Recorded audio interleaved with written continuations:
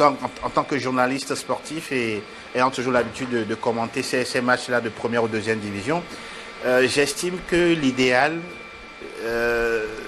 c'est de peut-être attendre au niveau de la fin de cette pandémie, de voir exactement est-ce qu'on peut espérer d'ici fin juin, juillet, début août, parce qu'avec 6 journées, je pense qu'en 2 semaines, 3 semaines maximum, on pourra quand même finir le championnat et là, de façon officielle, avec les points glanés par les uns et les autres, on pourra exactement définir qui est champion, qui est vice-champion, qui va être relégué ou qui va monter en première division. Je dirais tout simplement que tout va dépendre de l'évolution de la pandémie, puisque avec l'état d'urgence, je ne pense pas que la FTF peut autoriser les acteurs à retourner sur le terrain.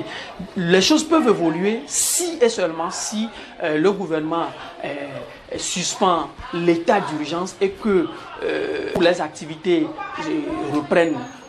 reprennent droit de cité sur le territoire. Je pense que c'est en ce sens seulement que la FTF peut ordonner à tous les acteurs de recommencer ou bien de reprendre.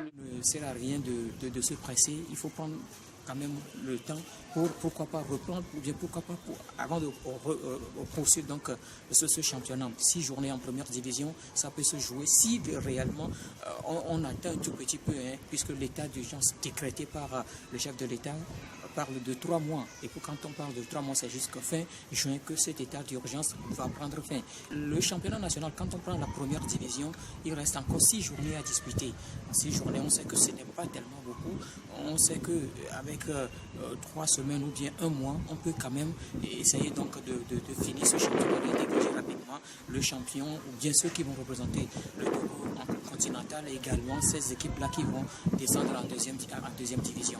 Et justement, parlant de la deuxième division, il reste encore 7 journées à disputer. Et là, on ne connaît pas encore ces équipes-là qui vont monter en première division. On ne connaît pas encore ces équipes-là qui vont descendre en troisième division. C'est un peu la situation qui se pose, mais tout ça, là, il revient à la fédération de prendre cette décision. Vraiment, la fédération est indécise face à ce problème, parce que reprendre le championnat actuellement, il va falloir que nous jouons les rencontres à huis clos.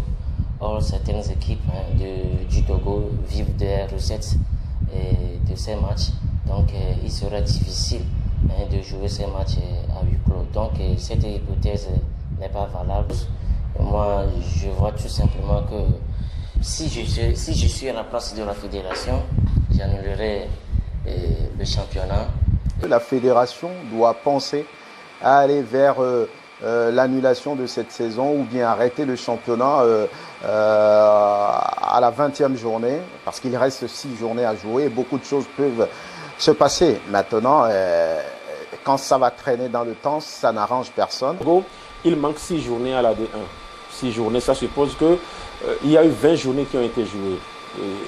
Il y a eu du chemin qui a été fait. Et donc, annuler le championnat, je pense que beaucoup, véritablement, ne voient pas cela d'un bon œil. Je fais partie de ceux qui ne pensent pas que annuler le championnat est une bonne décision. C'est vrai que quelle que soit la décision qui sera prise, ça va parler.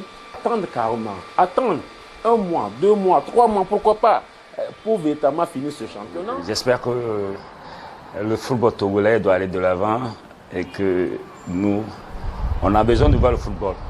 Bien sûr qu'il y a aujourd'hui la maladie coronavirus, Covid. Nous, on a besoin de voir le football.